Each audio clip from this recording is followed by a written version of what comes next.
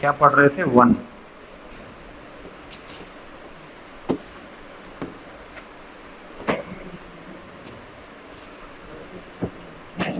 क्या करेगा पेज छोड़ के? अरे हो गया, पढ़ा हुआ है। क्या करेगा पेज छोड़ के? ये सब फालतू की चीजें हैं।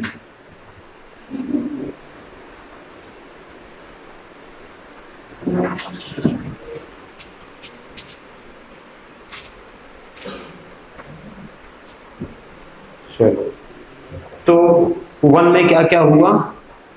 पहला तो वन की, अरे ये सब, अच्छा बाहर अभी छूटी क्या क्लास? जस्ट हम जल्दी आ गए क्या? फिर तुम लोग बता दो, अगर तुम लोगों का जैसे चाय पीने जाना हो, बाहर टहलना हो, अपन थोड़ा सा और रुक के आ जाए करेंगे, अपन को दिक्कत नहीं है। क्योंकि मैं जितने बजे आऊंगा फिर मैं छोड़ूंगा उतने बजे, है ना? इस बात की गारंटी है।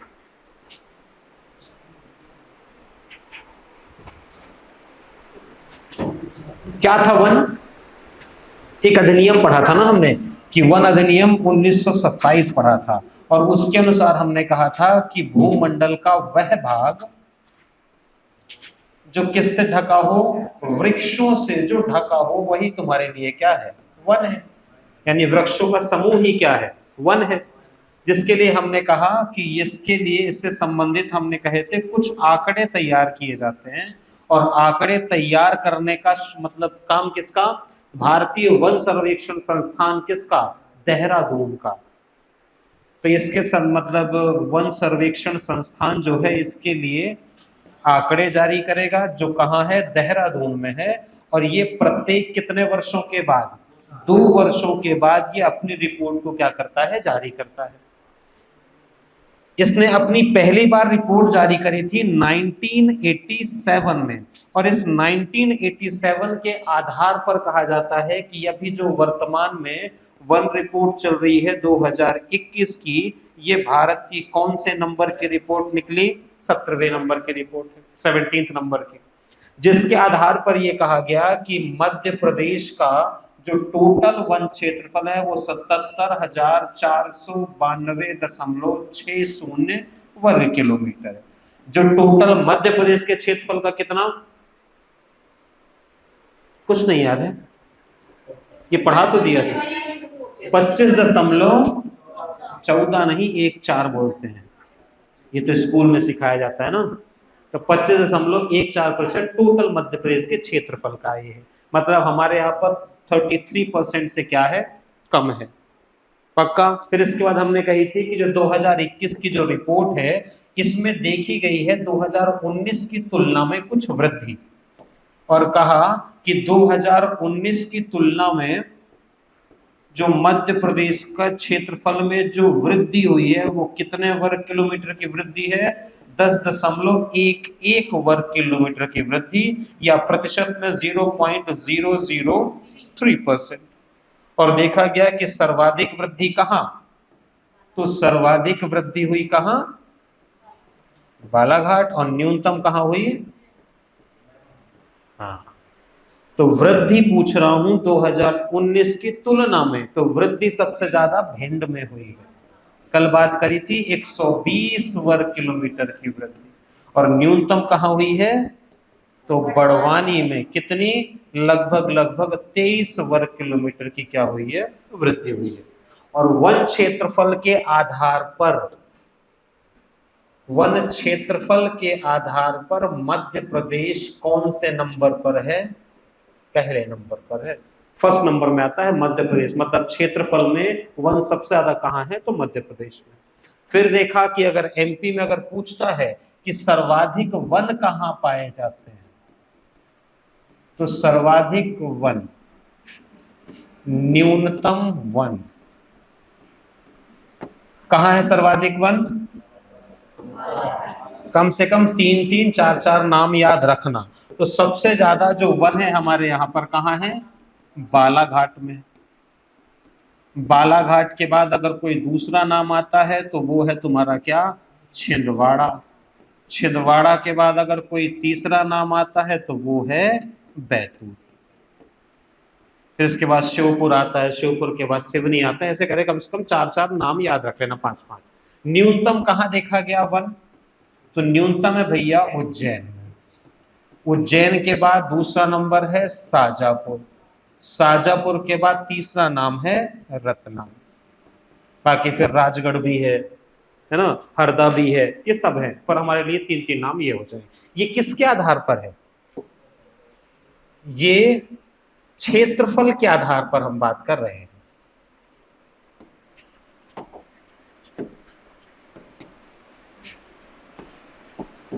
ये क्षेत्रफल के आधार पर अगर वही अगर प्रश्न अगर पलटा दिया किसके आधार पर?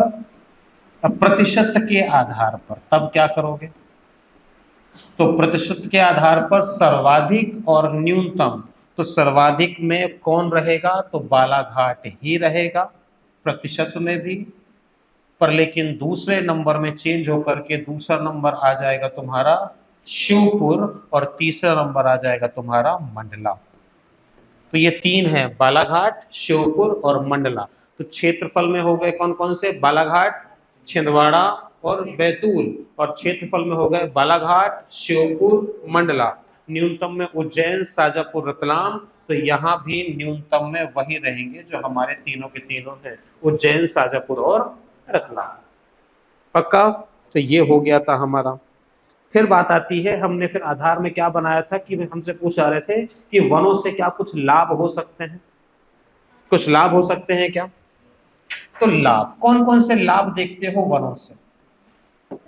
और मैं इस लाभ को बदल रहा हूं किसमें? एक तो प्रत्यक्ष लाभ बता सकता हूं जो हमें देख करके ही लग रहा है कि लाभ मिल रहे हैं, और दूसरा बना सकते हैं कैसा?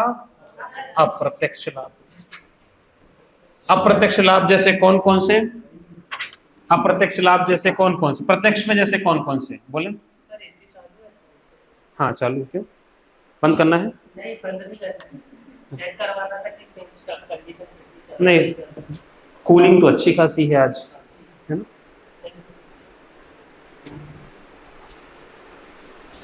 हाँ, क्या क्या लाभ देखते हो? क्या मिलता है तुमको वनों से? क्या लाभ देखने को मिलते हैं? लकड़ी मिलती। कौन सी लकड़ी? इसका उपयोग कहाँ करते हैं? फर्नीचर बनाने में। तो क्या मैं कह सकता हूँ कि किसके रूप में? इमारती लकड़ी कह सकता हूँ क्या? तो इमारती लिख रहा हूँ,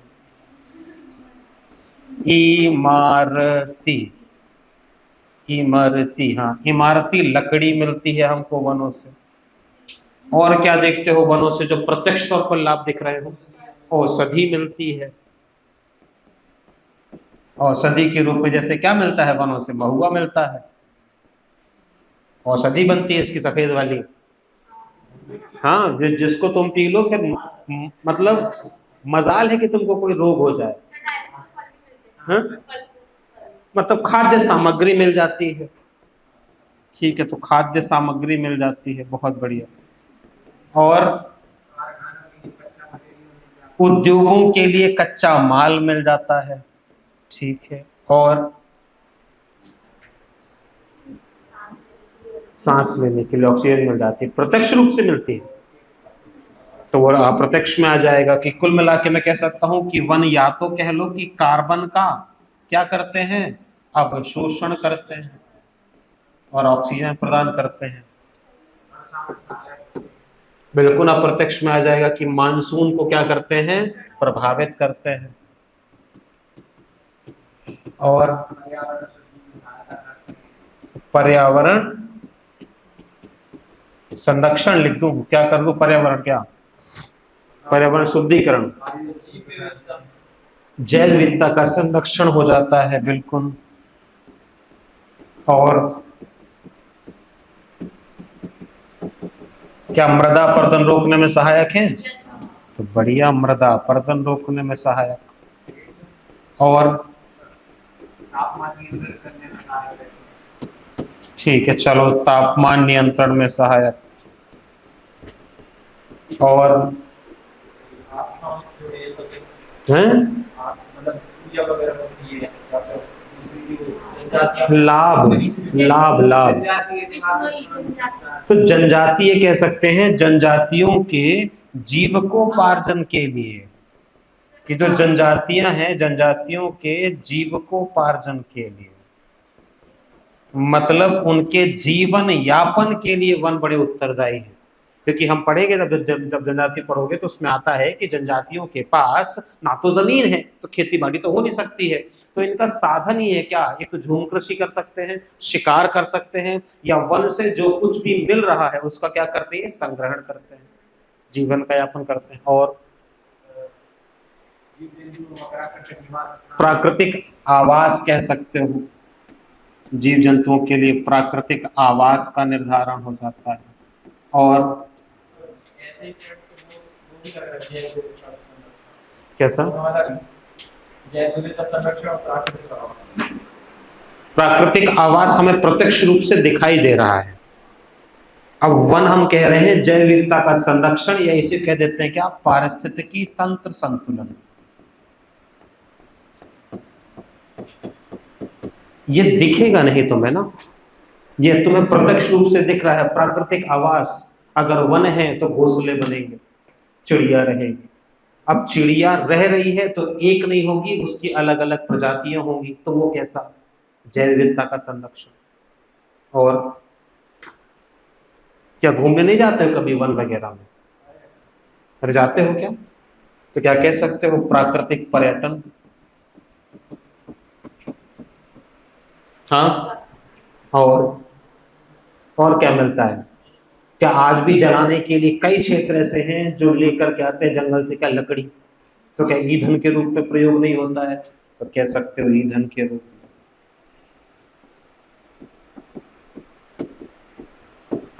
तो ये सब तुम्हारे क्या है, वनों से होने वाले लाभ। पक्का, चलो। तो ये कहानी हो गई कि क्या कह दिया कि सर्वाधिक कहाँ, तो बालाघाट, छिंदवाड़ा, बैतूल, न्यूनतम कहाँ, उज्जैन, शाजापुर, रतलाम। ये हो गए क्षेत्रफल के आधार पर, प्रतिशत के आधार पर बालाघाट, श्योपुर, मंडला, न्यूनतम में वही उज्जैन, उज्जैन, शाजापुर और रतलाम हो जाएंगे। फिर अब हमें आज देखना है कि अगर कोई पूछे कि क्या वनों से संबंधित कुछ चुनौतियां हो सकती हैं, है क्या, सीमाएं,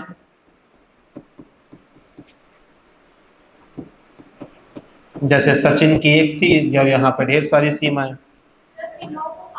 सचिन का नाम सुना है कभी, हाँ, तो सचिन की एक सीमा और यहाँ पर बहुत सारी सीमाएं हो सकती हैं। हाँ, वही लप्पू सा सचिन, क्या है सचिन में, लप्पू सा तो सचिन है। जिन्होंने वीडियो नहीं देखा उनको समझ नहीं आएगा, है ना मैडम। चलो बताएं क्या है चुनौतियां वनों से संबंधित, क्या देखते हो वनों से संबंधित क्या चुनौतियां हो सकती हैं। एक पेड़ एक माँ के नाम पे ना लगाना चुनौती है, तो बताओ कुछ अच्छे पॉइंट बताओ। हाँ, चुनौती कि वन, हम तो कह रहे हैं कि वनों से ये लाभ हो रहे हैं, तो जब इतने लाभ हो रहे हैं उसके बाद कुछ ऐसी घटनाएं घट रही हैं जो इन लाभ को प्रभावित कर रही हैं, तो वो चुनौतियों में आएंगे ना। तो कौन कौन सी चुनौतियां हो सकती हैं।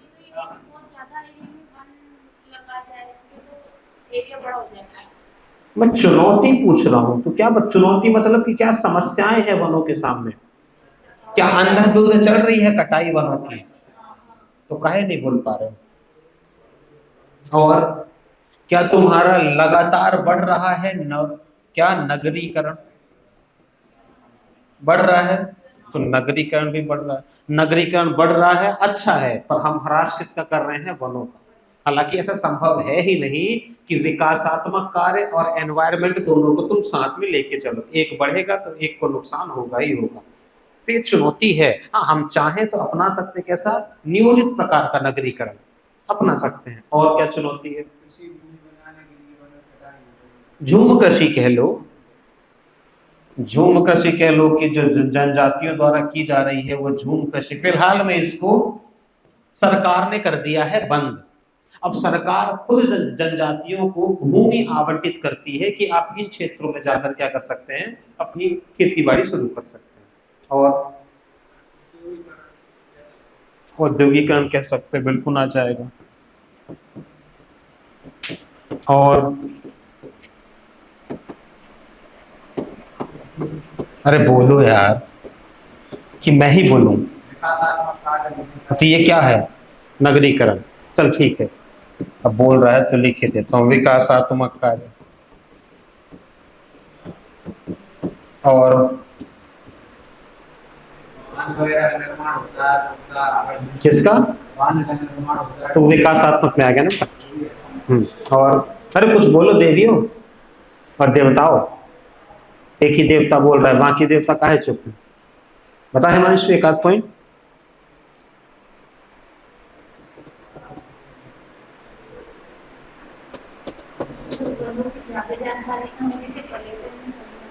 तो वनों की जानकारी है क्यों नहीं?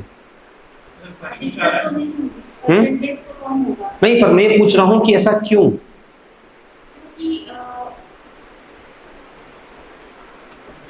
उसका कारण है ना।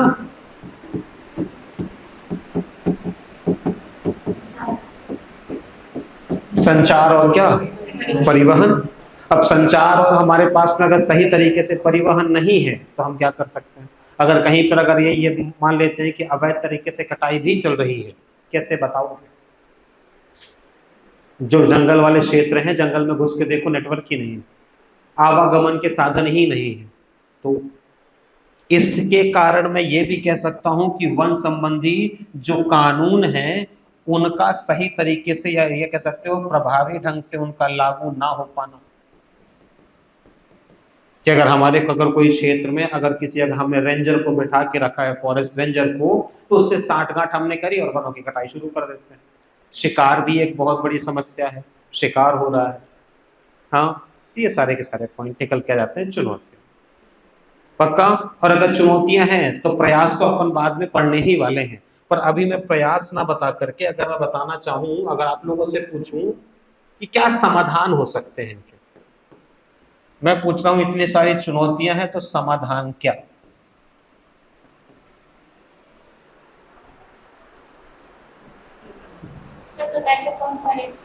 ठीक है। अरे जो चुनौती है इन्हें को सकारात्मक में लेके चले जाओ। समाधान मतलब क्या? समाधान मतलब वो पूछना चाह रहा है कि अगर इंडिविजुअल, अगर मैं तुम लोगों से पूछूं कि तुम क्या करोगे वनों को रोकने के लिए, ना तो तुम्हारे पास में कोई कानूनी अधिकार है, ना तो तुम किसी को दंड दे सकते हो, ना किसी को जुर्माना लगा सकते हो, तो तुम क्या कर सकते हो? तुम वृक्षारोपण बढ़ा सकते हो, तो वनों की जो चल रही है अवैध कटाई उसके लिए सरकार को सूचित कर सकते हो, जो चल रहा है क्या नगरीकरण, उसको तुम ये सिफारिश कर सकते हो कि कैसा किया जाए, नियोजित प्रकार का कर दो कि उतना फैलाओ ताकि वनों का सतत विकास होता रहे। सतत विकास समझते हो? सस्टेनेबल डेवलपमेंट क्या है? सतत विकास,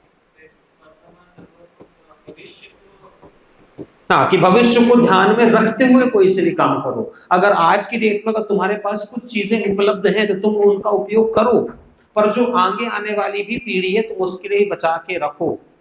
ये नहीं कि घर में 4 लोग हैं और खाना बना है 4 लोगों का, तुम पहले पहुंच गए, तुमने चारों का खा लिया, नहीं, सबके लिए बचाओ।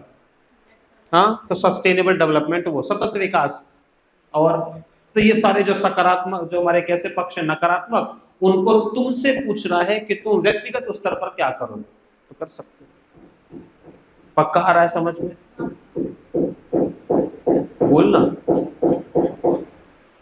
बस ये सर दुखाएगा थोड़ी देर तक, अब है ना।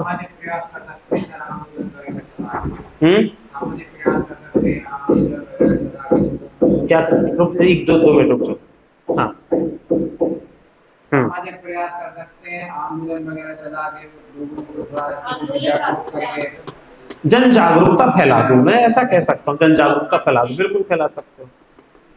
ये तुम जो तुम कर सकते हो, बाकी सरकार तो कर ही रही है, संवैधानिक कर दिया, वैधानिक कर दिया, संस्थागत कर दिया, योजनागत कर दिया। व्यक्तिगत तौर पर पूछ रहा है कि तुम क्या कर सकते हो, अपने स्तर पर जो कर सकते हो वो कर लो। ठीक, तो ये तुम्हारी कुछ चुनौतियां समाधान हो जाए, प्रयास अपन बाद में करेंगे। अगला आता है वनों के कुछ होते हैं प्रकार। कितने प्रकार के वन? तो हमने इन्हें कुछ आधारों पर बांटा है। कौन कौन से आधार?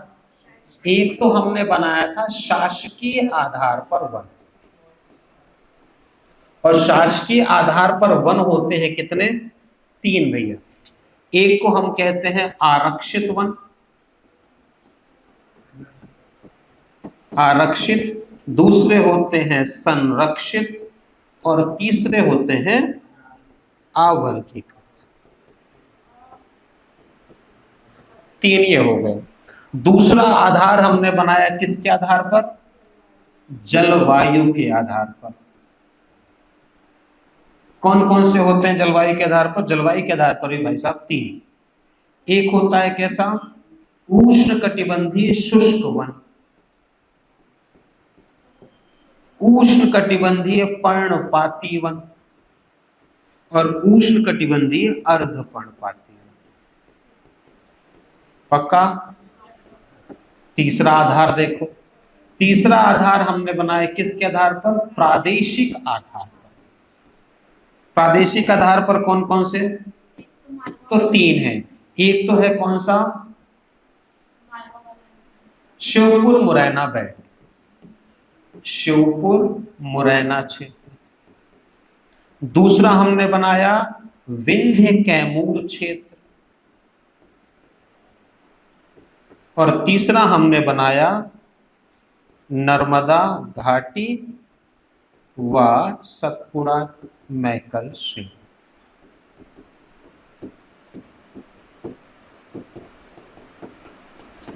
जनरली ये और ये दोनों एक दूसरे के समान ही हैं। क्यों? क्योंकि जब हम जलवायु के आधार पर पढ़ेंगे तो हम कहेंगे कि ऐसी जलवायु जहां है कैसी? उष्णकटिबंधीय शुष्क जलवायु। शुष्क क्यों है? क्योंकि वर्षा हो रही है कम। श्योपुर मुरैना बेल्ट क्यों बनाया? क्योंकि यहाँ की जलवायु कैसी है? वर्षा हो रही है कम। तो इन दोनों में कोई अंतर नहीं, पर बनाया है तो बनाया है। और एक लास्ट आता है किसके आधार पर? प्रजाति के आधार पर। प्रजाति के आधार पर। प्रजाति के आधार पर जैसे कौन कौन से? प्रजाति के आधार पर सुना होगा साल, सागौन, बांस। तो ये वो है, मतलब प्रजाति के आधार पर ऐसा कह सकते हो कि प्रजाति के आधार पर मैंने वनों को भी 2 भागों में बांट दिया। जैसे एक को कह दिया कौन सा? साल, सागौन, बांस। तो ये हो जाएंगी तुम्हारी कौन सी वन संपदा है? ये मुख्य वन संपदा, मुख्य प्रजाति कौन सी? साल, सागौन, बांस। कुछ तुम्हारे यहाँ पर पाई जाती है गौण संपदा, जो ज्यादा मात्रा में नहीं है पर है तो सही। जैसे सुना होगा क्या? जैसे सुना होगा तेंदुपत्ता, जैसे सुना होगा तुम लोगों ने क्या? खैर सुना होगा, और वो खैर, तेंदुपत्ता, बबूल, महुआ। तो जो छोटी मोटी मात्रा में पाए जाते हैं। एक सुना होगा आपने, आते हैं ना वो भिलावा का पेड़ आता है जिसे स्याही बनाते हैं। ये सारे कैसे आ जाएंगे?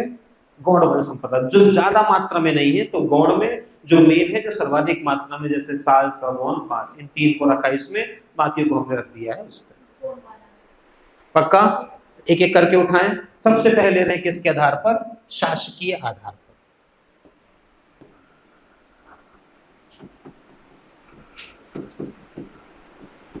और शासकीय आधार पर भैया वन हमने कह दिए हैं, टोटल हैं 3। जैसे कौन से? एक तो हो गया कौन सा बताया? आरक्षित वन। क्या है आरक्षित वन?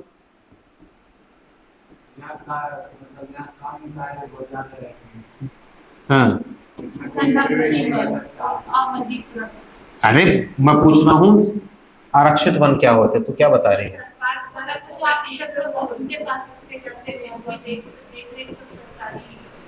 हर जगह ये सारे के सारे वन सरकारी वन है, शासकीय है तो सरकार के नियंत्रण में तो होंगे। ये भी सरकार के नियंत्रण में, ये भी नियंत्रण में, ये भी नियंत्रण में। हाँ, ये कह सकते हैं जनरली। मतलब ये सारे के सारे शासकीय वन हैं, मतलब इन सभी वनों में नियंत्रण किसका? सरकार का। यानी ऐसे वन जो सरकार के नियंत्रण में है वो शासकीय वन हो गए।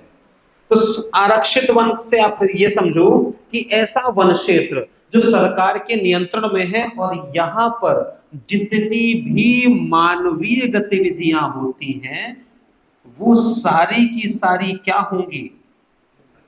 मानवीय गतिविधियां होती हैं प्रतिबंधित। मानवीय गतिविधियां क्या होंगी? प्रतिबंधित। मानवीय गतिविधियां मतलब चारा काट, मतलब वो ये बस हो गया। हाँ ठीक, पशुचारण, वनोपज का संग्रह, लकड़ी काटना, ये सब कुछ क्या होता है? यहाँ प्रतिबंधित होता है। तो ऐसे वन कहलाते हैं आरक्षित। और मध्य प्रदेश में आरक्षित वनों का प्रतिशत तय किया गया है कितना? 66%। 66% क्या है हमारे यहाँ पर? आरक्षित वन। पक्का? संरक्षित वन कि ऐसा वन क्षेत्र जो सरकार के नियंत्रण में है पर इसमें सरकार अनुमति ही नहीं दे रही है कि तुम वहां जाकर के मानवीय गतिविधियां करो, पर इनमें सरकार की अनुमति से मानवीय गतिविधियां चलाई जा सकती हैं। तो इसमें क्या है कि सरकार की अनुमति से, सरकार की अनुमति से गतिविधियां संचालित हो सकती हैं। और मध्य प्रदेश में संरक्षित वनों का जो प्रतिशत तय किया गया है वो कितना? वो तय किया गया है 33%। पक्का? 33%। पक्का? 33 होगा। इसका शायद 65 है ना? इस 2%, इसका 65 है ना? ये 65%, 33%। और अवर्गीकृत वन मतलब कि ऐसा वन क्षेत्र जो सरकार के नियंत्रण में है पर यहाँ पर जितनी भी गतिविधियां हैं तो समस्त गतिविधियां क्या हो सकती हैं? यहाँ पर संचालित की जा सकती हैं। और इसका टोटल क्षेत्रफल है हमारे यहाँ पर कितना? 2%। अब एक प्रश्न प्री में यह बनता है कि संरक्षित वन सर्वाधिक कहां है और न्यूनतम कहां है? संरक्षित वन सर्वाधिक कहां और न्यूनतम कहां? प्रश्न यहीं से बनेगा। हाँ बताएं, सर्वाधिक कहां है संरक्षित वन? कौन से आरक्षित वन? कहां? खंडवा। तो सर्वाधिक आरक्षित वन जो है वो किस में है? खंडवा में है। और न्यूनतम कहां? न्यूनतम मुझे देखना पड़ जाएगा। न्यूनतम कहां? किसी को याद? न्यूनतम है भाई साहब छतरपुर में। न्यूनतम है छतरपुर में। ठीक है। सर्वाधिक संरक्षित वन कहां? कहां? तो ये इंदौर में है, मंडला नहीं। इंदौर में सर्वाधिक। और न्यूनतम कहां? न्यूनतम कहां? अरे तो जहां सर्वाधिक आरक्षित है वही होंगे क्या? न्यूनतम होंगे। तो न्यूनतम कहीं और नहीं, खंडवा में ही। पक्का? तो ये सब हो जाएगा। और वो तो खुले हुए हैं तो हर जगह फैले हुए हैं, कोई सीन नहीं है उसमें, कहीं ज्यादा कहीं कम नहीं। पक्का कर पाओगे? तो ये हो जाएगा तुम्हारे आरक्षित वन, वो सॉरी शासकीय आधार पर वन। आगे बढ़ू। हाँ, ये आरक्षित वनों में राष्ट्रीय अभियान राष्ट्रीय उद्यान, अभ्यारण्य, ये सब इसी में आ जाते हैं, इसी में अब बनाए जाते हैं। हाँ, क्या करवाना है? प्रादेशिक आधार पर। और प्रादेशिक आधार पर जो वनों को बांटा गया वो हमने बांटा कितने में? 3 में। एक तो हमने बनाया श्योपुर मुरैना बेल्ट,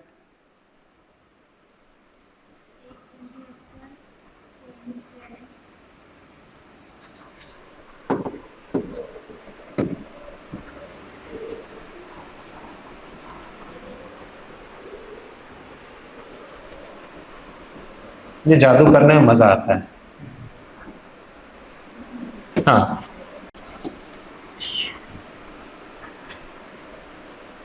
तो प्रादेशिक आधार पर बना दिए 3, कौन कौन से?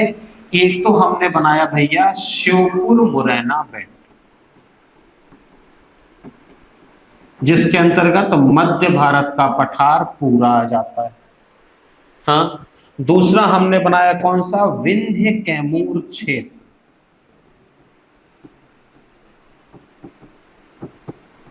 और इस विंध्य कैमूर क्षेत्र में ये जो पूर्वी मालवा है, ये पूर्वी मालवा से लेकर के कहा, बुंदेलखंड और रीवा पन्ना का पठार पूरा आ जाता है।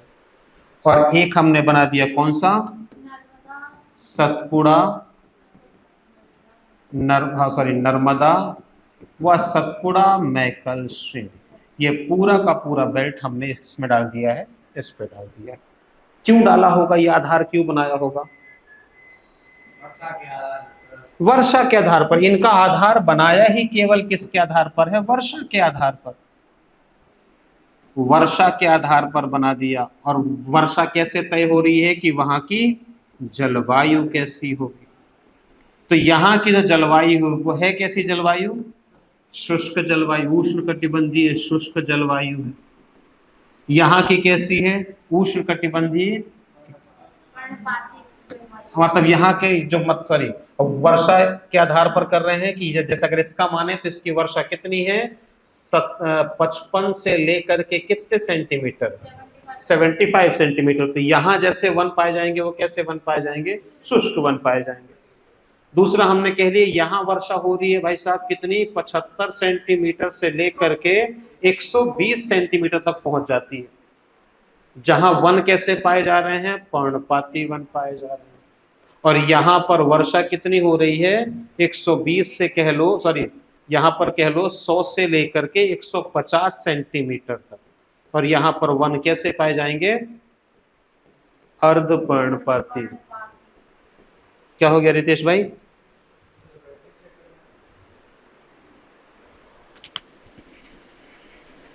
है चल जाएगी ना? हाँ, तो यहाँ पर कैसे? अर्धपर्णपाती। अब बताओ जरा शुष्क पर्ण और अर्ध में क्या अंतर? कभी तो बोल दिया करो यार तुम लोग।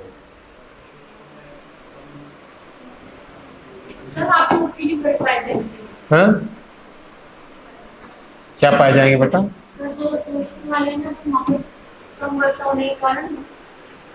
तो जहां पे वर्षा ज्यादा नहीं हो रही वहां पर जनरली अब क्या होगा कि वर्षा हो या ना हो पर वाष्पोत्सर्जन तो लगातार चलता रहेगा, वेपोराइजेशन, वाष्पीकरण तो होगा। अब ज्यादा से ज्यादा वहां पानी नहीं है तो पेड़ पौधे सोचते हैं कि हमारा जो जल है वो ज्यादा से ज्यादा सूखने ना पाए, तो वो अपने आकार को बना लेते हैं नुकीला, तो वाष्पोत्सर्जन होगा तब भी, पर मात्रा हो जाएगी कम।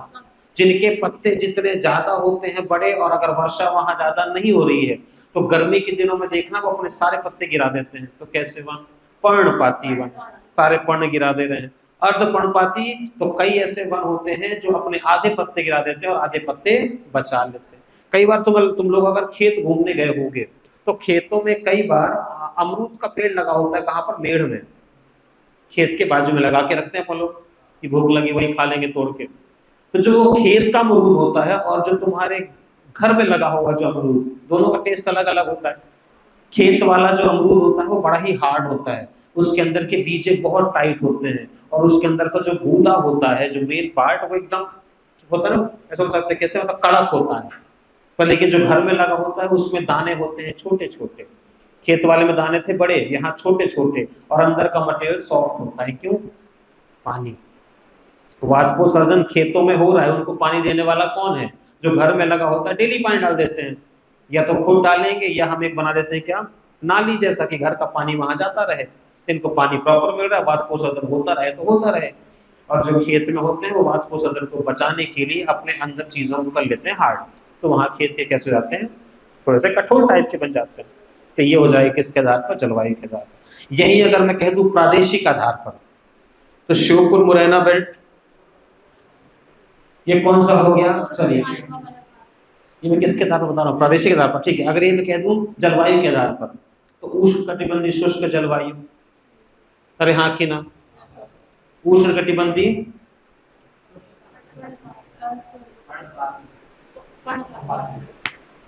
अच्छा सॉरी, जलवायु के आधार पर अपन बता रहे हैं, वन बता रहे हैं, तो उष्णकटिबंधीय शुष्क वन, उष्णकटिबंधीय पर्णपाती वन, उष्णकटिबंधीय अर्धपर्णपाती वन। अंतर दोनों में कुछ नहीं है, बस थोड़ा सा चेंज हो जाते हैं, क्या क्षेत्र बदलते हैं। जनरली ये वाला जो क्षेत्र है उत्तर, कौन सा हम इसको बोल रहे हैं, कौन सा, मध्य भारत का पठार, इस मध्य भारत में जलवायु वाले में शामिल हो जाता तुम्हारा थोड़ा सा बुंदेलखंड में, हाँ कि ना। तो ऐसा हमने बीचों बीच बना के रखा, कर पाओगे। बहुत चलते थे गांव में वाले फोन, मेरे पापा के पास आज भी है। नोकिया नहीं है, मोटोरोला है। मैं नहीं चलाया मोटोरोला, मैंने वो सबसे पहला फोन चलाया था वो टॉर्च वाला, नोकिया का जो आया था रंगीन कलर में, शायद 1108 था क्या, वो 1208 था ना, हाँ वही मिला था मुझे। कौन सा, नोकिया का, नोकिया के हल्के आते थे यार। वो जिसकी तू बात कर रहा है वो अब चले गए हैं विंटेज वाले में, है ना। वो जिसकी बात तू कर रहा है जो पहला आया था, जो कितने का मिलता था, शायद कहते 4500 रुपए का मिलता था, पीली, हाँ बस बस बस, जिसमें सांप वाला गेम हुआ करता। चलो तो ये हो जाएंगे तुम्हारे वनों के कुछ प्रकार। इसके बाद बचेगा तुम्हारा प्रयास, तो पहले ही अब जल्दी से खत्म करते हैं लिख के, देन उसके बाद बढ़ते हैं। तुम्हारा टेस्ट शनिवार को होने वाला था ना, तो ना मैं ले पाया, तो हम तो शनिवार को बोल रहे थे ना लेने के लिए टेस्ट, एमपी का। आज किसका हुआ है, और सैटरडे किसका हुआ था, तुम लोगों ने बोला था, इसलिए बोला था ना कि सर शनिवार को आप मत लो।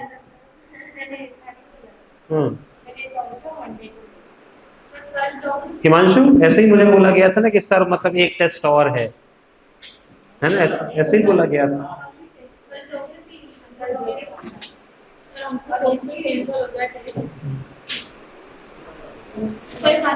देखो यार ऐसा है, नहीं लिखोगे तो तुम्हारा नुकसान है, लिखोगे तुम्हारा फायदा है। मैं वही करूंगा जो तुम कहोगे, डोंट वरी, मैं अपने से कुछ नहीं करूंगा, ठीक। जब तुम खुद कह दोगे सर हम तैयार हैं ले लो, तब मैं ले लूंगा, अन्यथा तुम नहीं कहोगे तो मतलब बिना इच्छा के अगर टेस्ट लिखोगे तो क्या मतलब, जब बोलोगे तब लूंगा, मैं खुद से नहीं लूंगा कभी।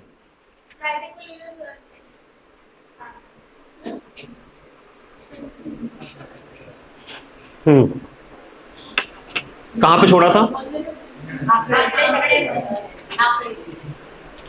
अच्छा क्या क्या लिख लिया, दिखा एक मिनट, दिखा बेटा, आंकड़े हो गए लिख के,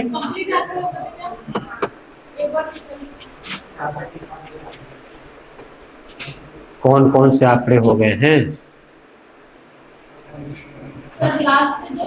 कॉपी ले लेना बेटा उसकी, क्यों डरा रही है, समझ में समझ में। वन बता दिया, आंकड़े बता दिए, देहरादून करता है प्रथम 1987, 2017 करता था, इतना बस, इतना ही करवाया था, ये इतना कि भी और आगे करवाना है, इतनी लास्ट है, ठीक है। इसके बाद लिखेंगे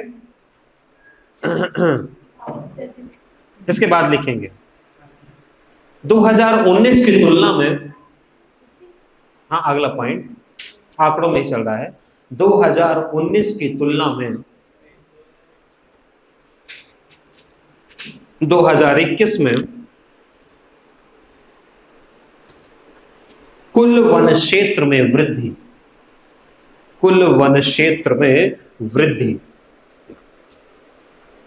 डैश लगा के कितनी, 10.11 वर्ग किलोमीटर, 10.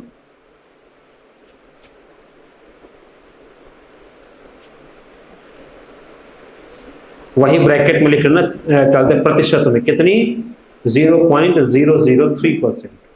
आज ठंडी है क्या मौसम में, है ना, ठंडा क्या थोड़ा सा,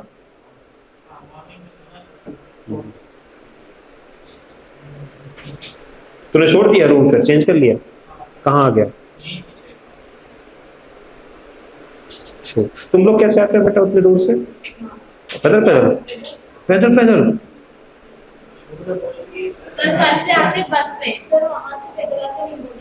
हाँ यार, ऐसा बोलना तो बस से बोल। मुझे लगा लिंबूजी से पैदल पैदल IIT पार्क, फिर IIT पार्क। तभी मैं कहूँगी, तभी तो मैं कहूँ खाना जाता किधर है, पूरा पूरा उसी में लग जाता है चलने में। कितना खाती है?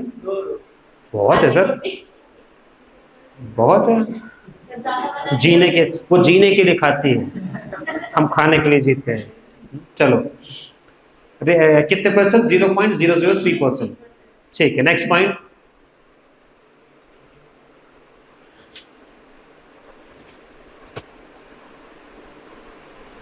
– 2021 के आधार पर, वन रिपोर्ट 2021 के आधार पर सर्वाधिक वृद्धि वाला जिला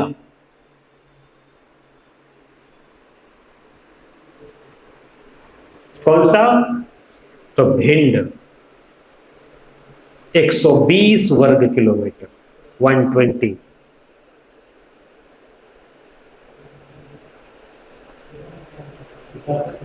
एक सौ बीस वर्ग किलोमीटर। और न्यूनतम वृद्धि वाला जिला बड़वानी,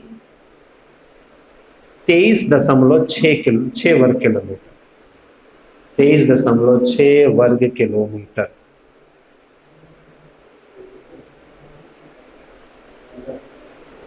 तो तुम्हारी चेकबुक मिलती है, वो मतलब कॉपीज वगैरह चेक नहीं होती? हाँ, मतलब अपने पास नहीं रखते ना कॉपी? हाँ, फिर ठीक है। ये तो हाथ पे लेके घूम रही थी आज, क्यों श्रद्धा? तू तो हाथ पे लेके बाहर खड़ी थी। हाँ, तो हाथ पे क्यों ली थी कॉपी? अच्छा, ओके, ठीक है, लिखना। अगला पॉइंट ये हो गया, 23.6 वर्ग किलोमीटर। वन क्षेत्रफल के आधार पर मध्य प्रदेश सबसे बड़ा राज्य है। वन क्षेत्रफल के आधार पर मध्य प्रदेश सबसे बड़ा राज्य है।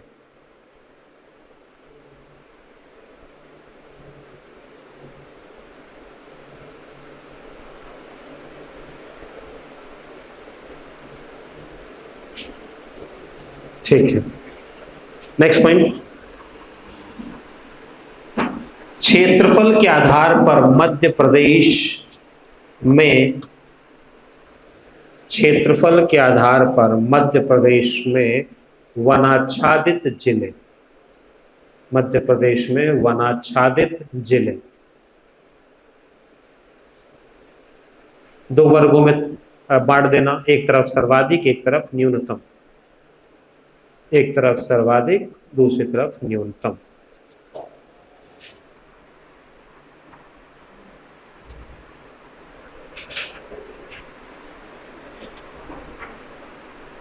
सर्वाधिक कहाँ? क्षेत्रफल में, तो बालाघाट, छिंदवाड़ा, बैतूल। बालाघाट, छिंदवाड़ा, बैतूल। और न्यूनतम में उज्जैन, शाजापुर, रतलाम।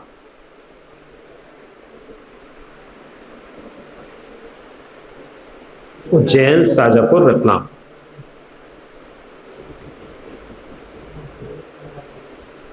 अब क्षेत्रफल में लिख रहे हैं।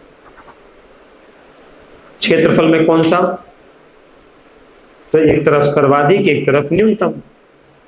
पहला हमने लिखा पहला लिखा क्षेत्रफल में, दूसरा लिख रहे हैं प्रतिशत में।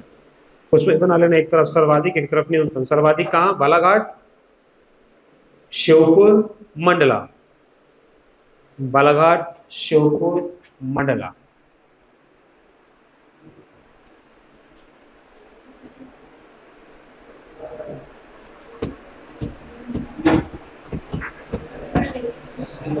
बस जो मतलब ये बोल सकते हैं, जो क्या टॉप में है, सिर्फ उनके नाम वो लिख लो, आंकड़े लिख लो बस। जैसे क्षेत्रफल में जाओ, जहां लिखा है पहला कितना, बालाघाट, तो बालाघाट का क्षेत्रफल है कितना, तो लिखना 4923.5, 4923, 4923.5 वर्ग किलोमीटर। और उज्जैन का कितना है भैया, तो मात्र 37 वर्ग किलोमीटर। हाँ 37।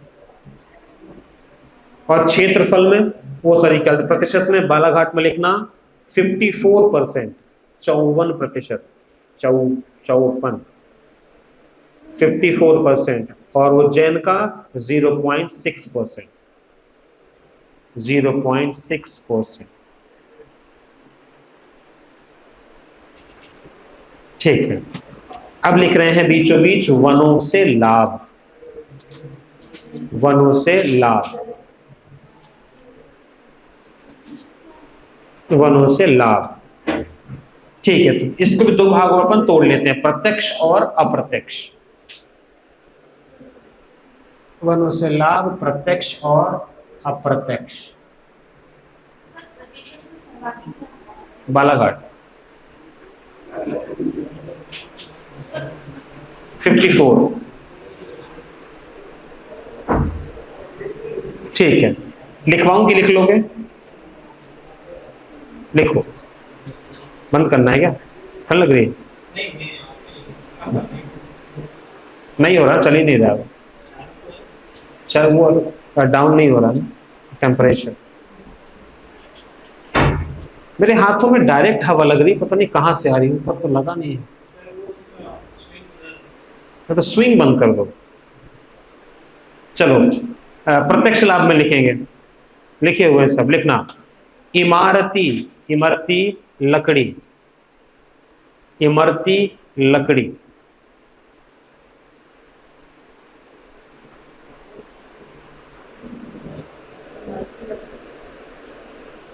अगला लिखना, उत्तम चारागाह,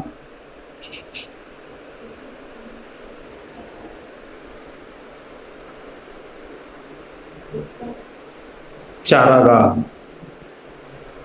नाम ले रही है मेरा, सर बोल के बात कर। हाँ, अगला, जड़ी बूटी व औषधियों की प्राप्ति, जड़ी बूटी व औषधियों की प्राप्ति।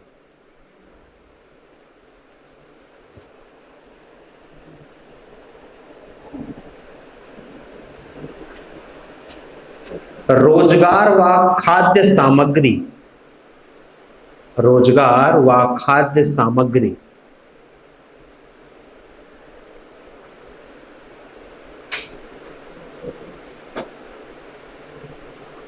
प्राकृतिक पर्यटन स्थल का विकास, प्राकृतिक पर्यटन स्थलों का विकास, प्राकृतिक पर्यटन स्थलों का विकास।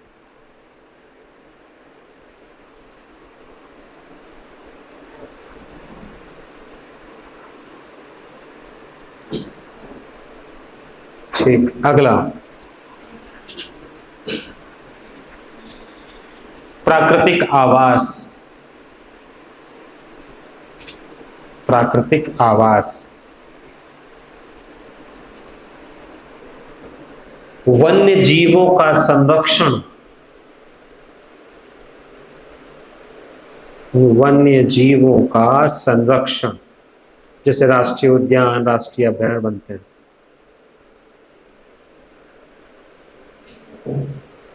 अगला लिखना, उद्योगों हेतु कच्चा माल, उद्योगों हेतु कच्चा माल।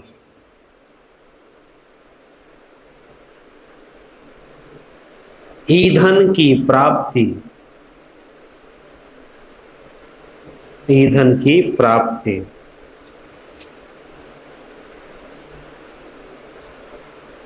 जनजातीय जीवन यापन, जनजातीय जीविकोपार्जन या जीवन यापन। कितने हो गए, जनजातीय जीविकोपार्जन। और एक लिख लो, क्या बोलते हैं वो, कुटीर उद्योगों का विकास, कुटीर उद्योगों का विकास। कुटीर उद्योगों का विकास। अप्रत्यक्ष में जाएंगे ना बेटा, ठीक। अप्रत्यक्ष में आ जाओ।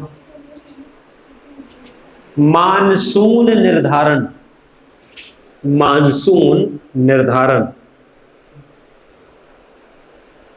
मृदा अपरदन रोकने में सहायक, मृदा अपरदन रोकने में सहायक।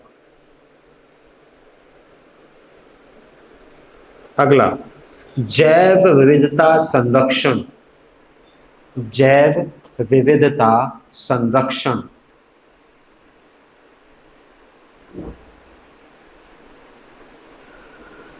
बाढ़ नियंत्रण में सहायक हो सकता है क्या? बाढ़ नियंत्रण में सहायक। और पर्यावरण संरक्षण,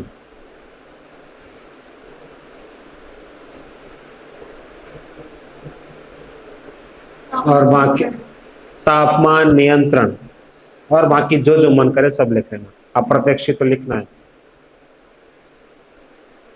ग्लोबल वार्मिंग के प्रभाव को कम करने में सहायक, सब लिख सकते हैं।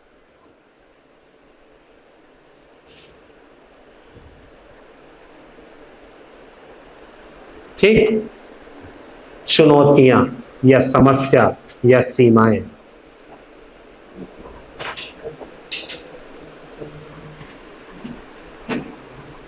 सीमाओं को आलोचना भी की गई है। सीमाओं को आलोचना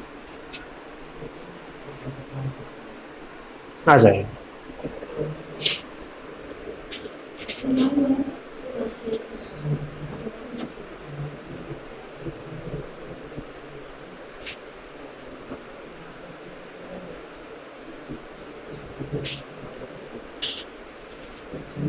लिखना क्या? चुनौतियां लिखना। वनों की अवैध कटाई, वनों की अवैध कटाई,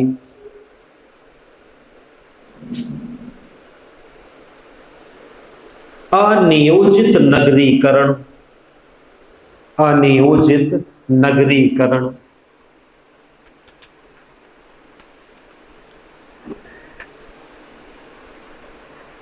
संरक्षण व प्रबंधन का अभाव,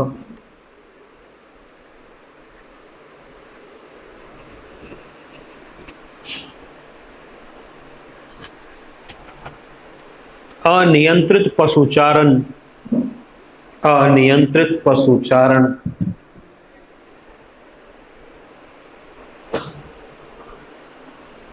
वन कानूनों का उल्लंघन, वन कानूनों का उल्लंघन,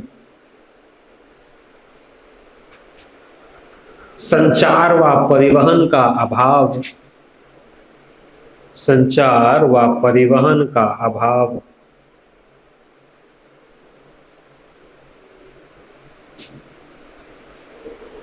और वनों का घटता क्षेत्रफल,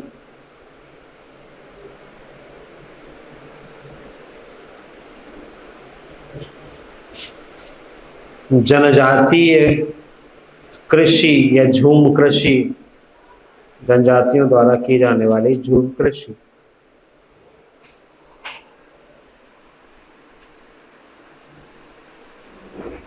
ठीक है, बना रहे हैं प्रकार। प्रकार, तो प्रकार में चाहो तो ये एक चार्ट बना लेना बस, ये वाला।